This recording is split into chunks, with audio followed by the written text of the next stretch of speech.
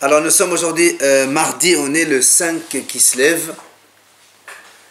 Et nous sommes arrivés d'Af Kafbet de Sota. Kafbet, nous sommes à la deuxième ligne de l'Agmara.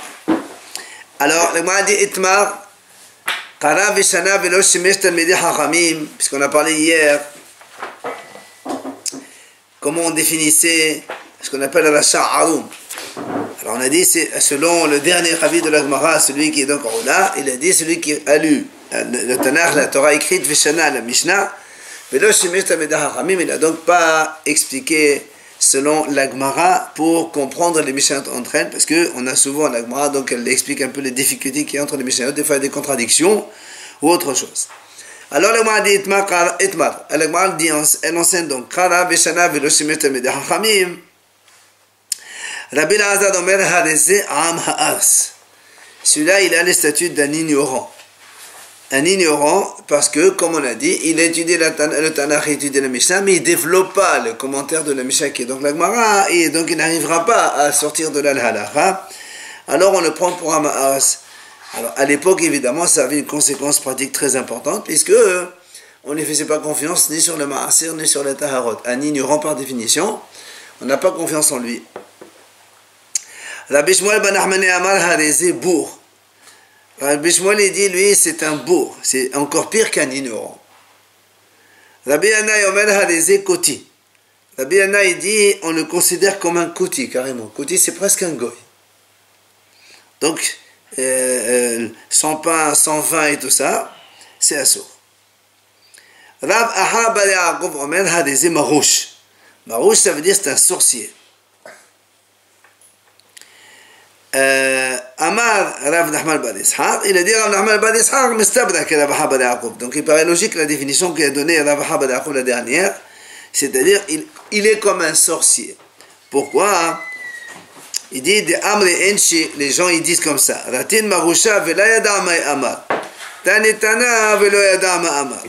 Il dit parce que comme les sorciers, qu'est-ce qu'ils font? Ils font des choses, mais ils ne savent pas ce qu'ils font.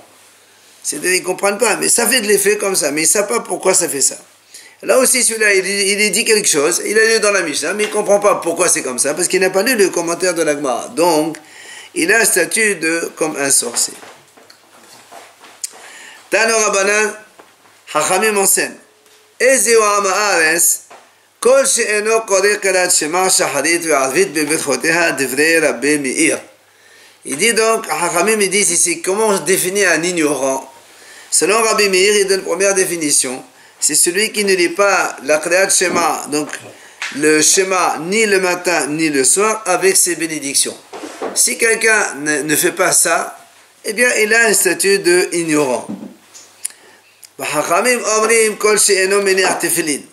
Hachamim disent c'est celui qui ne met pas les tefillin. Il ne met pas les tefillin, alors on le considère comme un ignorant. Ben Azai omer kol she'en lo sesit beverdot. Il dit Ben Azai, lui, qu'est-ce que c'est un ignorant? C'est celui qui n'a pas de tzitzit dans ses vêtements. Rabbi Yonatan ben Yosef Amar Kol Sheyesh Lo Banim ve'eno meradenan elmod Torah. Rabbi Yonatan ben Yosef dit celui qui a des enfants, il ne les élève pas dans la Torah. Donc celui-là, il est comme un ignorant. Dans ce cas-là, il y a beaucoup d'ignorants. Acherim Omrim, enfin les autres disent אפילו קורא ושונה ולא שמש תלמיד חכמים זהו עם הארץ. Même s'il a lu le Tanakh, donc la Torah écrite, Veshoné, et la Mishnah, Velo Shemish Talmidei Chachamim, il n'a pas donc développé, commenté avec la Gemara, celui-là on l'appelle Am Haaretz selon Acherim. Maintenant il continue, il dit Acherim selon lui, Qara Velo Shana Hareze Bour. Si maintenant il a lu le Tanakh, la Torah écrite, Velo Shanam, il n'a même pas étudié la Mishnah, celui-là il est bourg. Bourg c'est encore pire qu'un ignorant. Enfin, Lo Qara Velo Shana, celui qui n'a pas lu ni la Torah écrite, ni la Mishnah, et a fortiori pas la Gemara, Alav Katuv Omer, Vezaratit Bet Yisrael et Bet Yehuda, Zera Adam Vezera Behema. Dans ces cas-là, il a un statut d'un animal tout simplement, puisque comme le pasuk est dit, je sèmerai en Israël, et dans la famille d'Yehuda, donc de la semence d'hommes et des animaux. Et donc Hachamim dit celui qui ne lit pas la Torah, ni la Torah écrite, ni la Torah orale, il a un statut de Behema, d'un animal. Ira et Adonai beni vamelech ve'im shonim al tita'alav. C'est ce qu'il dit Shlomo HaMelech dans Mishlei. Il dit Ira et Hashem beni vamelech. Mon fils, crains Hashem et tu seras roi. Ve'im shonim al tita'alav. Et avec, donc ce terme-là, shonim, c'est celui qu'on va expliquer dans la Gemara. Al tita'alav, ne te mélange pas. Qu'est-ce que ça veut dire shonim? Amar Rabbi Yitzhak, Elu, sheshonim halachot. Il dit, ils lisent la halachot, c'est-à-dire, ils n'ont pas étudié la Gemara pour comprendre les raisons, donc d'où vient cette halakha et pourquoi cette halakha. Et bien, donc, Shlomo HaMelech, il nous conseille de ne pas se mélanger à des gens pareils. Alors, la Gemara dit, Pshita, qu'est-ce que tu veux encore? Shonim, shonim, c'est lire. Alors, donc, ça veut dire que ceux qui n'ont pas étudié et ceux qui ont étudié que la Mishnah seulement, ceux-là, on te dit de ne pas les fréquenter. On m'a dit non, parce que moi j'aurais pu penser que le mot shonim, ça veut dire répéter. Et shonim, shonim bahet, répéter le péché. Et comme il a dit Ravuna, comme il a dit Ravuna, Kevan she'avar adam avera v'shanava, hutralo. J'aurais pu penser que le mot shonim, c'est celui qui répète sa faute. Quand Shlomo HaMelech dit shonim al teta'alav, ne te mélange pas avec ceux qui répètent une faute deux fois. Parce que Ravuna dit, celui qui a fait une faute une fois, il a répété une seconde fois, après pour lui elle devient permise et ce n'est même plus une faute. Donc Shlomo HaMelech, on aurait pu penser que c'est comme ça qu'il faut traduire le pasuk. Kamash ma'lan, que non, que ve'im shonin, c'est même avec ceux qui étudient que la Mishnah, Shlomo HaMelech nous dit de ne pas donc aller avec eux, ne pas se mélanger avec eux. Tana, la Gemara elle enseigne, Hat-Tannaim mevaleh olam. Il dit les Tannaim, ceux qui font que la Mishnah, mevaleh olam, ils détruisent le monde. Alors on dit mevaleh olam saradat, tant que ça ils détruisent le monde. Amar Ravina, oui. Pourquoi Shemodin halakha metor mishnatan? Parce que il donne la halakha à partir de la Mishnah. Or, la halakha ce n'est jamais comme la Mishnah, puisqu'on voit beaucoup de Mishnayot qui se contredisent, et on est obligé de prendre la Gemara et le développement des Haramim pour savoir exactement qui a raison et qui n'a pas raison. Donc tu ne peux pas montrer la halakha à partir de la Mishnah. C'est pour ça il dit mevaleh olam. Tanya nami hachi. Pardon. Amar Ravina, donc on a cité une phrase. Il dit, quand on a dit quoi? Tu considères les Tanaïm que comme des destructeurs du monde? Il dit oui, parce que chez mon halakha metor mishnatan, c'est ce qu'on a dit. Il montre la halakha à partir la Mishnah. Tanya nami hachi, la Braïta enseigne aussi la même chose. Amar Rabbi Yoshua, v'chi mevaleh olam hen, v'alo miyashiv olam hen, shenemar halichot olam lo. Donc Rabbi Yoshua dit, comment tu dis que les Tanaïm c'est les destructeurs du monde? Au contraire, ce sont eux qui ont donc, ils font asseoir le monde. Ils le font donc résister, se maintenir. Comme le pasuk dit Halichot Olam Lo.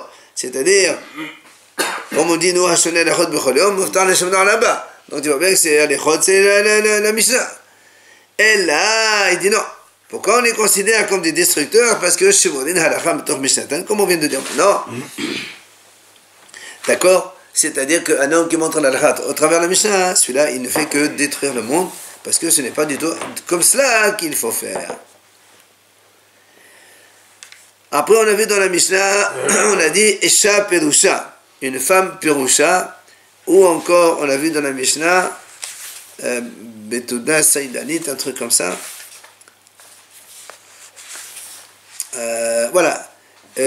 Isha Perusha ou Makot Perushin, Hare'elo Mevaleh Olam. La Gemara va nous expliquer un peu tout cela.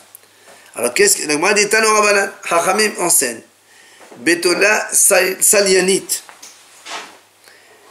Ve'almana Shovavit.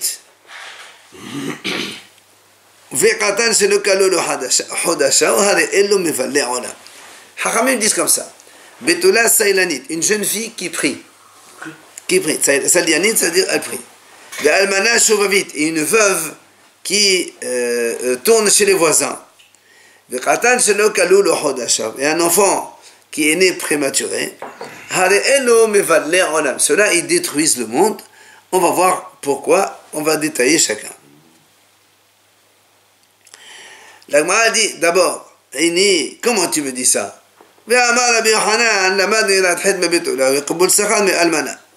Comment tu dis qu'une jeune fille qui prie et une veuve qui va donc chez les voisins, ils détruisent le monde? Alors que Rabbi Yochanan lui-même, il a dit, on apprend la crainte du péché de la jeune fille et on apprend la récompense d'une veuve.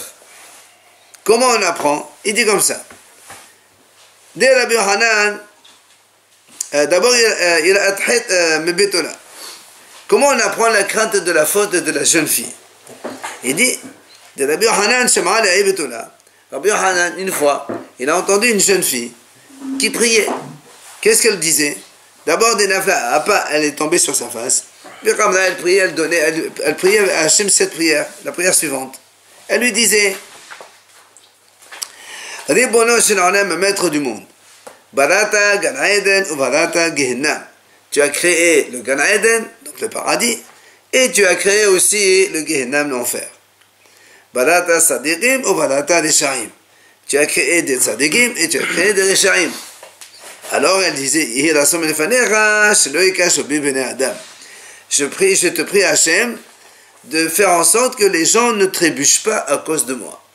C'est-à-dire que les gens ne fautent pas à cause de moi. Donc voilà, ça c'est une jeune fille qui prie. Alors comment, voilà, c'est une bonne prière. Justement, c'est pour ça que nous on dit, comment tu dis que les jeunes filles qui prient, c'est donc elles détruisent le monde. Ça c'est un. Maintenant on a dit nous aussi que la même question, comment tu dis que les veuves c'est mauvais, c'est les veuves donc qui va tourner, elle détruit le monde, alors que Rabbi Yochanan il a dit on apprend le salaire des mitzvot, on apprend ça de la veuve. Comment? Il a dit il y avait une veuve, il y avait une synagogue dans son quartier, mais elle Kol Yoma, tous les jours, chaque jour elle venait à Avatat Masla B'Medrasheh de Rabbi Yochanan. Et tous les jours elle venait prier dans le Beit Midrash de Rabbi Yochanan. C'est-à-dire elle faisait une grande route pour aller dans la synagogue de Rabbi Yochanan. Amala Biti, un jour Rabbi Yochanan lui dit, mais ma fille, le Beit Knesset B'Shiva B'Ter, t'as pas une synagogue dans ton quartier, pourquoi tu fais tellement de marches? Amala li Rabbi V'lo Sra P'Sirot Tishli. Et elle lui a dit, Rav, j'ai pas aussi le salaire des pas. Donc plus tu fais des pas, et plus il y a un salaire. Donc, on voit ici que la veuve, elle nous montre comment on gagne un salaire de mitzvot. Alors comment ça se fait alors que la Mishnah, Hachamim ont dit, la jeune fille qui prie et la veuve qui tourne, ceux-là donc ils détruisent le monde. Comme la jeune fille quand elle a dit, pour pas qu'ils trébuchent sur moi les gens. Quel genre de feu, quoi? Si elle est belle, les gens ils la voient, ils vont faire des péchés avec. C'est pour ça que la Gemara répond, quand les Hachamim ont dit cet enseignement, c'est par exemple, ils ont vu l'exemple qui rend Yohani bat Retevi. Cette femme Yohani bat Retevi, la Gemara raconte, c'est une sorcière. C'est une veuve sorcière. Alors qu'est-ce qu'elle faisait? Quand elle sait qu'il y a une femme qui va accoucher, elle fait de la sorcellerie chez elle à la maison et elle empêche le bébé de sortir. Et la femme, la pauvre, elle souffre. Après, on l'appelle, qui est le elle, c'est une sadéquette. Alors, elle prie pour elle. Elle, en priant, elle dit au sorcier de partir. Et le sorcier part et elle accouche. Alors, on dit, oh, celle-là, c'est une grande sadéquette. Un jour, on a découvert comment on l'a découvert? Rachid explique comme ça. Il dit, une fois, elle avait un ouvrier chez elle à la maison qui faisait des travaux. Et il a vu qu'il y avait sur la table un ustensile fermé. Et puis d'un coup, il voit le couvercle qui saute comme ça. C'est-à-dire par la sorcellerie, elle faisait découvrir le couvercle. Quand on découvre le couvercle, c'est-à-dire le bébé il peut sortir. Et donc on a découvert toute l'histoire de cette femme-là. Et donc, c'est ça, en fait, Yohani. En fait, c'est ça que le Rav dit, que le Hachamim dit, la jeune fille qui prie.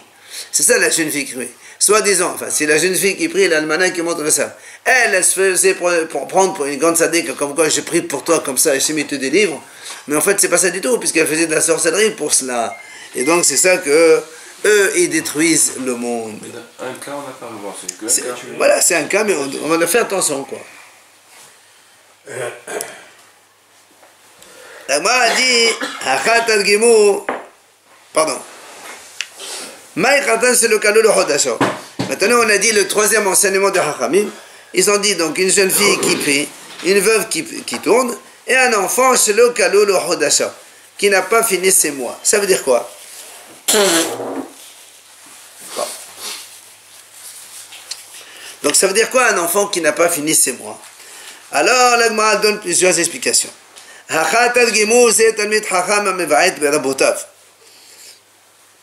Ici, donc, à Bavel, on a expliqué qu'est-ce que c'est un petit qui n'a pas fini ses mois. C'est un petit, c'est-à-dire qui donne un coup de pied à ses maîtres. C'est-à-dire, en fait, il méprise, il y a du mépris à l'égard de ses maîtres qui lui ont appris la Torah. Rabbi Abba, il dit ça, qu'est-ce que ça veut dire un enfant qui n'a pas fini ses mois? C'est un enfant qui ne connaît pas la halakha et il montre la halakha aux gens. C'est-à-dire, il n'a pas assez étudié et donc il commence à se prendre pour un maître et il leur montre. Comme on a vu. Il a dit Rabbi Abaou au nom de Ravuna, au nom de Rav. Maïdertiv, c'est quoi le pasouk que Shlomo HaMelech il a dit que Rabbim halalim hipila ba'asumim kol hadoreha. Le pasuk qui dit comme ça, Rabbim halalim hipila, elle a fait tomber beaucoup de victimes. Ba'asumim kol hadoreha, et toutes ces victimes, elles sont donc très puissantes. On parle de qui? Ah ben justement, c'est quoi ça? De quoi tu parles? Il a dit comme ça, que Rabbim halalim hipila, elle a fait tomber plusieurs victimes. C'est quoi? C'est Talmid Chacham shelo yagia lehoraa umode. C'est un Talmid Chacham qui ne sait pas, il ne connaît pas la halakha, et il montre la halakha aux gens. Et puis là, Lui, oui, mais on parle de la Torah qui est mal enseignée. Rabbim halalim hipila. D'accord? Quand quelqu'un il ne connaît pas, et il montre la halakha aux gens, évidemment, donc après, ça va faire beaucoup de problèmes. Et c'est quoi Ba'asumim kol hadoreha? Et tous ceux qu'elle tue, donc ils sont très très forts. C'est Talmid Chacham shelo yagia lehoraa umode. Ça c'est le contraire. C'est un haram qui connaît bien. Et il ne veut pas montrer la halakha, il ne veut pas... c'est pour ça que des fois on dit, quand il y a des gens qui refusent d'être, on va dire, un maître ou rave dans une communauté ou dans une ville, on dit comment? Comme ça, vous avez votre Hashem le statut de donner ce qu'il faut donner, et vous ne voulez pas le faire. Donc ça aussi, c'est pas une bonne chose. Alors la Gemara dit, Vi'ad kama, quand on dit comme ça, un homme il peut montrer la halakha, jusqu'à quand? Alors on dit, Ad arba'im shinin. À partir de 40 ans, un homme, il doit, s'il a une offre d'un poste pour montrer la halakha aux gens, il doit l'accepter pour essayer de montrer dans la mesure où il a les capacités de le faire. C'est pour ça que m'a dit, comment tu peux me dire ça? Rabba, il a vécu que 40 ans. Pourtant, puisque vous vous rappelez, on a dit que Rabba et Abaye venaient de la famille de Eli. Et que normalement, il devait vivre jusqu'à 20 ans, après il meurt. Comme Rabba... Hein? Première génération. Toute la génération. Le deuxième, il a vécu jusqu'à 60 ans. Non. C'est tous les descendants de Eli doivent mourir à 20 ans. Le deuxième, il a 20 ans. Non, monsieur. Après, on a dit Rabba et Abaye. Voilà, attends. Rabba et Abaye. Rabba, il a vécu 40 et Abaye a vécu 60. On a dit pourquoi Rabba et Abaye, ils ont étudié la Torah tous les deux, on leur a ajouté 20 ans chacun. Mais comme Abaye, en plus, il a fait Goulet Hassanim, il a encore 20 ans de plus. C'est pas deuxième génération, c'est toutes les générations de Eli jusqu'à aujourd'hui. Des enfants qui meurent jeunes. Oui.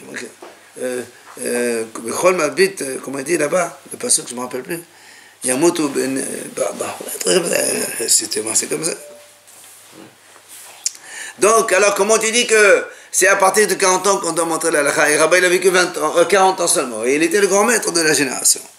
Alors, on a dit, Béchavid, c'est-à-dire quand... Voilà. Quand est-ce qu'il a le droit de montrer même avant 40 ans? C'est quand il n'y a personne comme lui dans la ville aussi capable, ou bien il y a quelqu'un, mais il est chavin, il est égal à lui, il peut montrer même s'il a moins de 40 ans. Au Makot Padoshin, c'est ce qu'on a vu aussi dans la Mishnah, on va expliquer ce que c'est. Ça, c'est makot parushin. Les coups des parushin de ceux qui se séparent. Ça veut dire quoi? Moi, elle dit Tano Rabanan, Shiv'a parushin. Il faut savoir que le mot parouche, il est utilisé pour qualifier des haramim. Un haramim, voilà, haram, ça veut dire que c'est un haram, il est séparé des autres. Mais là, ici, c'est plutôt péjoratif. On dit, ce sont des parouchines, mais ils utilisent une attitude qui est plutôt péjorative. Alors, il explique c'est quoi. Il dit, haramim, il y a shiv'a parouchines. Il y a donc 7 qui se prennent pour des haramim. C'est quoi ces 7 cas?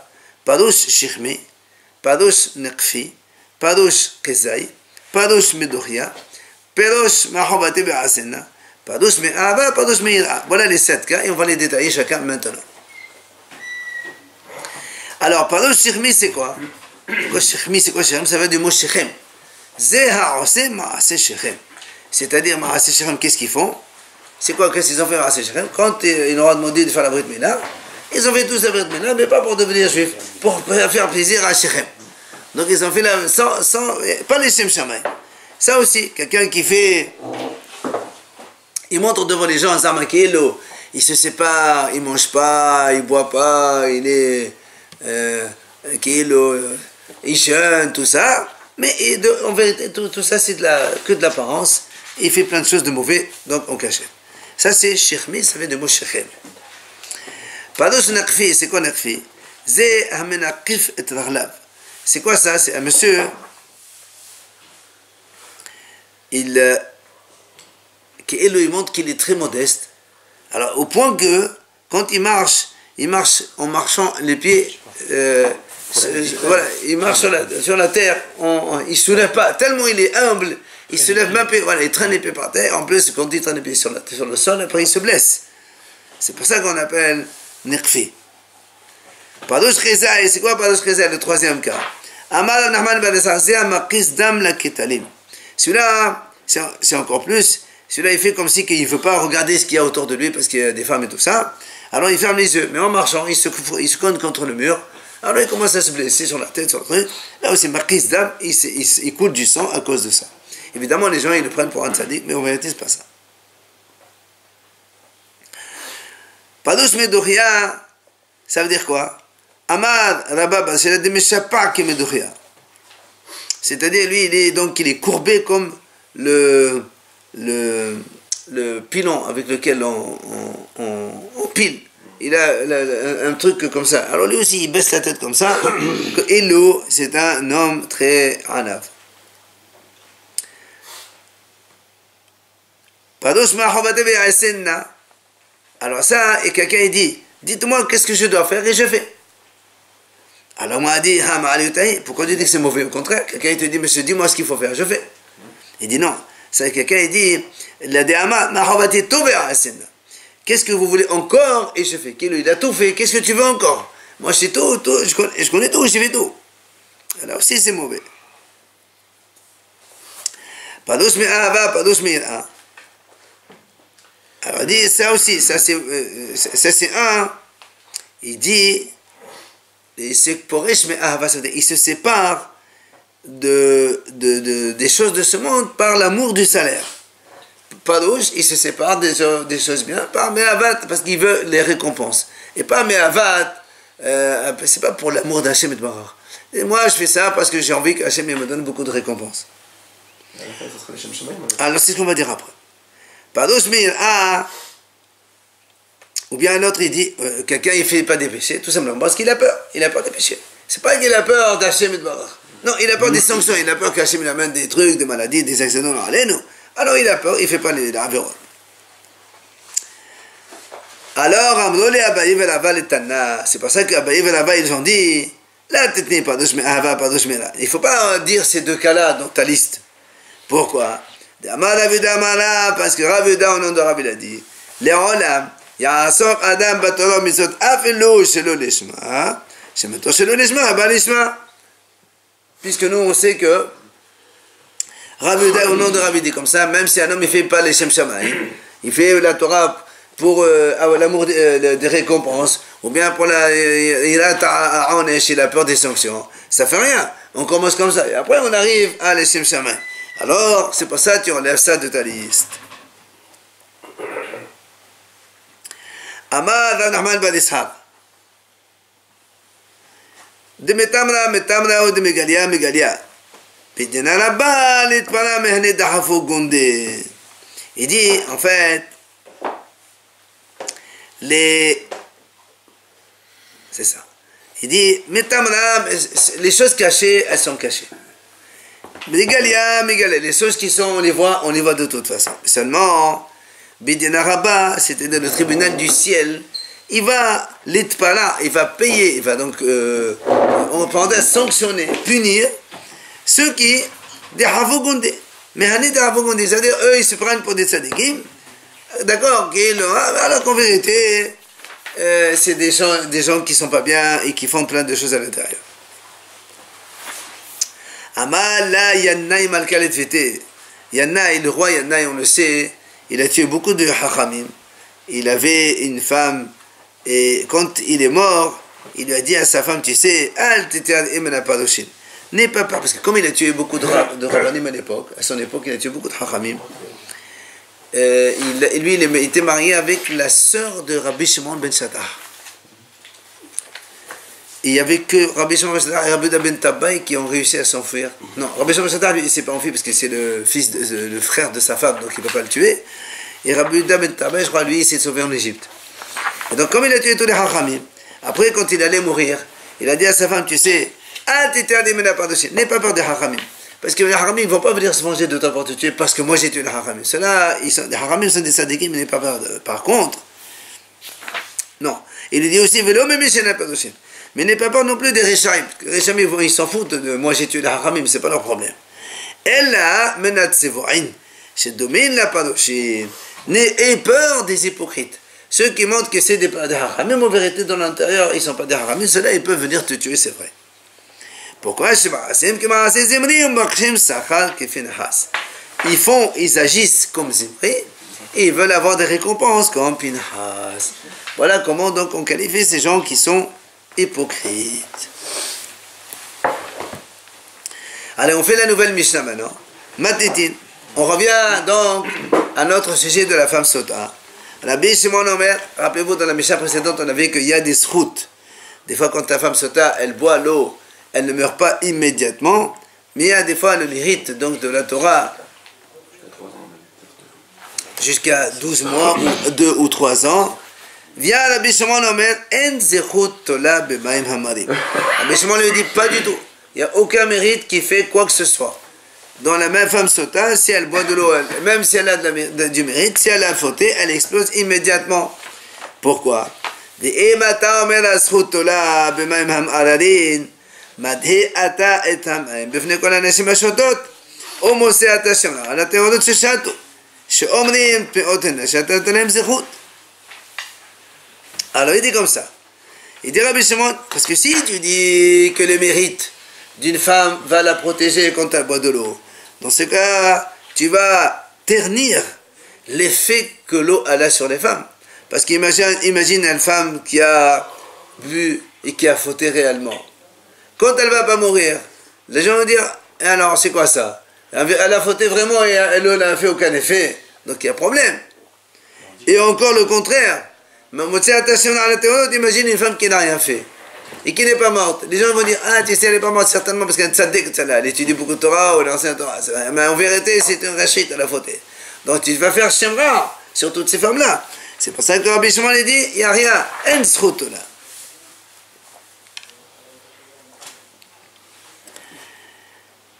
Rabbi dit non, monsieur, Rabbi dit lui non, le srout d'une femme, il peut l'aller donc le laisser une chance, enfin, une chance, elle va donc repousser la sanction plus tard. Comme il dit Rabbi ici, donc il y a le srout qui marche, le mérite de la femme ça marche. Par contre, alors que pour une femme normale, si elle n'a vraiment pas fauté, et qu'elle a bu l'eau. Après, la conséquence, c'est que normalement, elle va accoucher des enfants, elle va devenir plus améliorée, etc. Mais dans ce cas-là, la femme, comme elle a fauté, mais comme elle a du srout, elle va pas mourir de suite, mais elle n'aura pas les bénéfices d'une femme qui n'a pas fauté. C'est-à-dire, Ena Yoledet, elle n'aura pas d'enfant. Bena Meshabahat, elle ne sera pas meilleure qu'avant.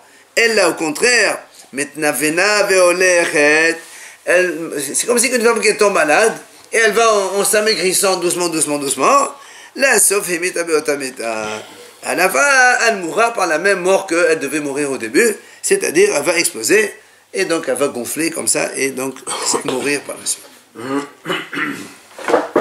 Voilà donc la mahlok d'entre Rabbi et Rabbi Shimon. Donc du coup, tu ne peux pas dire ça va ternir les effets de l'eau. Et non, puisque on voit très bien la différence entre une femme cachère qui a bu et une femme qui n'est pas cachère qui a bu. Parce que la femme cachère qui a bu, elle aura des bénéfices, alors qu'une femme qui a bu, qui n'est pas morte sur place, si on voit qu'elle n'a pas de bénéfice, elle n'a aucun avantage derrière ça, c'est qu'elle a fauté réellement, mais à cause du mérite de la Torah, elle décale un peu la sanction. Viens maintenant la Mishnah nous enseigne. Rappelons ce qu'on a vu avant, que le mari il amène korban minha pour cette femme. Et donc on a dit au début il amène dans un kfifa mitzrit, dans un panier donc d'osier, et après il le met dans le clé charrette du Beth Amikdash. Alors Mishnah dit si cette minha elle devient tamée avant même qu'on la mette dans le clé charrette du Beth Amikdash, il dit ça c'est pas un problème. Ça c'est pas un problème. Elle est comme toutes les minahot ordinaires. Si elles deviennent impures avant d'être sanctifiées, eh bien on la rachète. Le mari, il rachète ça contre une autre minha, et celle-là, elle devient hol, c'est pas un problème. Par contre, si maintenant elle a déjà été mise dans le clé charrette du Beth Amikdash, elle est kadosh déjà, et elle devient tmea la minha, dans ces cas-là, il faut la brûler comme tous les korbanot, toutes les minahot, quand elles deviennent impures à cause d'une impureté quelconque, eh bien, on les brûle, donc, et elles ne servent plus à rien. Si elle a du srout, et qu'elle a fauté, son mari va le voir, de toute façon qu'elle va se... Mais tout le monde va voir, et pas que le mari. Donc il va plus... Mais de toute façon, il y a marqué Ena Yoled, elle n'aura pas d'enfant.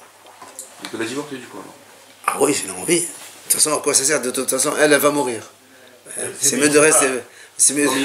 Il attend qu'il devienne veuf. Oui, mais il peut le divorcer avant, ça va de soi.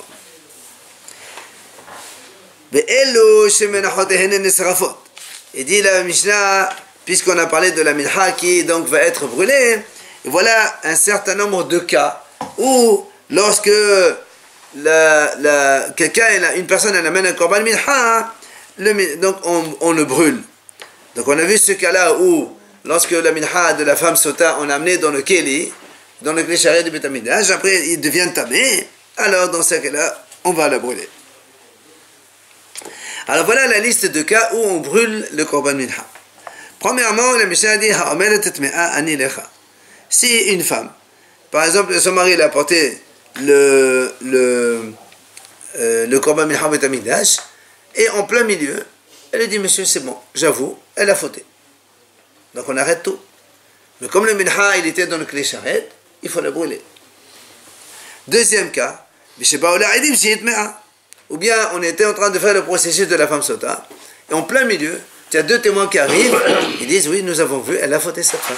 C'est la même chose. La minha qui était kadosh, il faut la brûler. Ou encore, ou bien la femme qui dit moi je ne veux pas boire. Comme on a vu ça ce cas avant, je ne veux pas boire, donc elle ne veut pas. Elle est libre, on n'a pas encore effacé la Megillah. Donc là aussi c'est pareil, le korban minha que le mari l'a mis dans les charrettes, il faut le brûler. Ou encore le cas où le mari, il ne veut pas la faire boire. C'est le mari qui dit, je ne veux pas. Ou encore, ou encore il dit, si le mari, il a une relation avec elle dans la route, parce que nous on a dit que le mari lui est interdit, et si après il va avec elle entre-temps, ben le test n'aura pas d'effet sur elle. Donc la minha, elle sera brûlée. Donc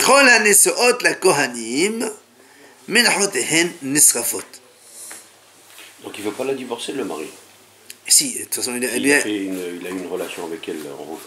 Oui, Il ne peut pas la divorcer. justement, c'est pas une question qu'il ne peut pas la divorcer, c'est que quand il a une relation avec elle, les autres n'auront plus de fait avec elle. Maintenant, s'il veut garder une femme avec le soupçon qu'elle a été avec un autre, c'est son problème. Et si la divorce, et qu'il peut la reprendre après? Ben non, s'il a divorcé, il ne peut pas la reprendre. Et on a C'est dit la faute que- avec quelqu'un d'autre. Avant? Quand il a divorce, le divorce ici, c'est pas un divorce comme les autres divorces. Ça, c'est un divorce où la femme, elle sort sans ktouba ni rien du tout. En fait, on l'oblige à divorcer parce qu'elle a fauté. Enfin, elle a commis une bêtise avec quelqu'un, et comme on n'a pas de témoin, on n'a rien du tout. Alors il a divorcé, il dit, moi, je veux plus de toi. Après, c'est plus sa femme. Heureusement, c'est sa femme. On a vu qu'un homme il divorce une femme, il peut la reprendre. Mais encore une fois, si quelqu'un il veut prendre une femme de mauvaise conduite, ben, c'est son problème. Mais il peut la reprendre. C'est pas un problème, ça. Il peut même ne pas la divorcer, c'est l'envie. Ça, c'est le droit qu'on donne au mari. Le droit qu'on donne au mari de la divorcer sans payer, c'est ça le droit. Donc, il dit toutes les femmes qui sont mariées avec des Kohanim, parce que normalement, c'est ça. Quand il dit, et là, il parle de façon générale. Toute femme ou tout homme, Israël, quand il apporte un korban mincha, comme d'habitude, le Kohen il fait la kmessa, on fait l'akdasha mizbeach, après le reste, il mange les Kohanim. Mais la Torah dit, v'chol minchat Kohen, kalil tehil lo te'achel. Hachamim disent, quand c'est un Kohen qui apporte un korban mincha, même dans l'année de façon normale, c'est pas minchat sota, minchat normal. Dans ces cas-là, on brûle tout. C'est pour ça qu'il dit que toutes les femmes qui sont mariées avec les Kohanim, ou c'est séparé, parce que la femme elle est Kohen. Donc si elle apporte un korban mincha bet hamikdash, on brûle tout entièrement. Bat Israël, c'est le Kohen, minchatan nisrefet. Donc une fille d'Israël qui est mariée avec un Kohen, donc elle devient Kohen. Donc si elle apporte un korban mincha bet hamikdash, automatiquement on brûle la mincha.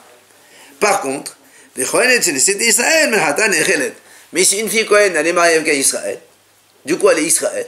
Donc si elle apporte un korban mincha bet hamikdash, on ne va pas la brûler comme un Kohen, parce qu'elle est Israël. Donc, on la mange normalement. Ma ben Kohen le Kohenet. C'est quoi la différence entre un monsieur Kohen et une femme Kohen? Alors, la Mishnah va nous donner ici une série de différences. Premièrement, Minhat Kohen ne'echelet ou Minhat Kohen enan ne'echelet. Pardon, Minhat Kohenet ne'echelet ou Minhat Kohen enan ne'echelet. Comme on vient de dire maintenant, Minhat Kohenet, c'est-à-dire la fille Kohen, qui se marie avec Israël, d'accord? Sa mincha, on la mange, alors que la mincha d'un monsieur Cohen, oui, elle est brûlée. Oui. C'est ce qu'on vient de voir. Que la fille était Voilà ce qu'il dit. Deuxième différence, Kohenet mithallelet, ve Kohen en mithallel. C'est-à-dire, une femme Cohen qui a une relation avec quelqu'un de Pasoul, la femme Cohen, elle devient mithallelet, c'est-à-dire, elle n'a plus le droit de manger la trouma, et elle ne peut plus se marier avec un Kohen, alors qu'un Kohen monsieur est né mothalel. Un Kohen monsieur qui se marie avec un divorcé, pendant qu'il est marié avec un divorcé, il devient tout ce que vous voulez, c'est pas bon, il n'est pas Kohen, etc. Dès qu'il a divorcé, il s'engage à ne pas recommencer, il reprend son statut de Kohen. Et il peut se marier avec qui il veut. Kohen et metame à la mitim. Bien Kohen metame la mitim. Autre différence, une femme Kohen, elle peut se rendre impure pour des morts, alors que le monsieur Cohen, il ne sera pas impur pour la mort. Et mort et bien Israël, bien sûr. Et mort Aaron, bien sûr. La Torah des maîtres, c'est que pour les hommes, pas pour les femmes. Une femme Cohen, elle peut travailler aller au cimetière sans aucun souci. Cohen, encore une autre différence. Cohen ochel bekotshe kadashim, ve'en Kohenet ochelet bekotshe kadashim. Là aussi, une deuxième différence, c'est qu'un Kohen monsieur, il peut manger les Kodesh Hadashim, c'est-à-dire les Hadashim qui sont sévères, alors que la femme, elle ne mange pas les Kodesh Hadashim, elle mange les Hadashim Kalim. Comme on le dit toujours dans la Mishnah Tezeh Omer Choman, vous lisez là-bas, c'est marqué les Zechrei Kehuna. C'était quoi les Zechrei Kehuna? C'est que pour les Kohanim Zachar. Les Kodesh Hadashim, ils sont mangés que pour les Kohanim monsieur, pas pour les femmes. Les femmes, elles mangent Hadashim Kalim. Hadashim Kalim, les Hadashim légers, les Choladam. Shlamim, Toda, tout ça, c'est Hadashim Kalim. Hatat, Hacham, c'est Hadashim. Ceux-là, ils sont mangés que par les messieurs.